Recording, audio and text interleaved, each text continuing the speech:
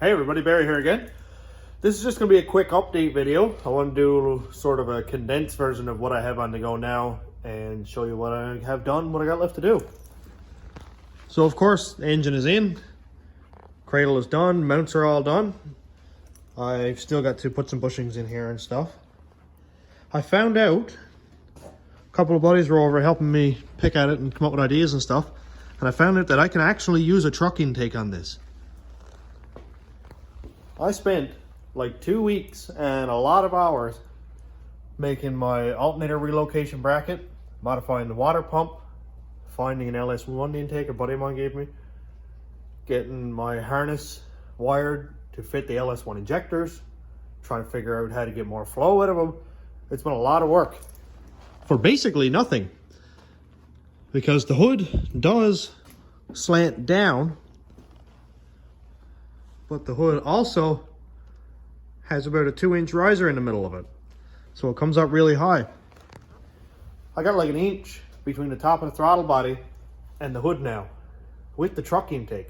So I think I'm probably gonna go ahead and use that.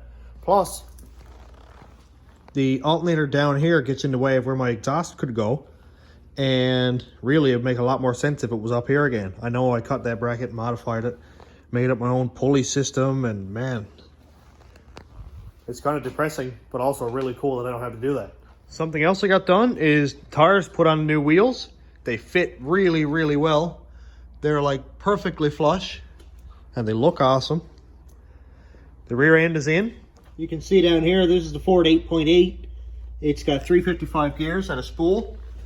And for rear suspension, I'm using trailing arms off an old drag car and coil springs. Floor is modified and the transmission is mounted in. That's an NV3500 out of a half-ton Chevy truck from 2003 or 4. It's a 5-speed manual. I am going to have to do a shifter relocation because, as you can see, it's pretty much directly in under the dash. The shifter will come back here and then come up, and I'll be able to shift basically right in front of the radio or the cup holders here. This is the intercooler I'm going with. It's from a early 2000s 7.3 Power Stroke out of an F350, I think it was. And here's the turbo. It's a 70mm Borg Warner turbo S400 frame. Came off of a Cat 3206 425 horsepower. And here's the front sump oil pan that I made. I'm still in the progress of finishing this up. I do have the drain made. That's all done. Here's the tap and 2 fittings. This is 3/8 pipe thread to 1/2-inch barb. So they'll go down here to my inlet and outlet for the oil filter, which is right here. This is an oil filter relocation kit that I can bolt onto the side of my frame and it'll just be remote.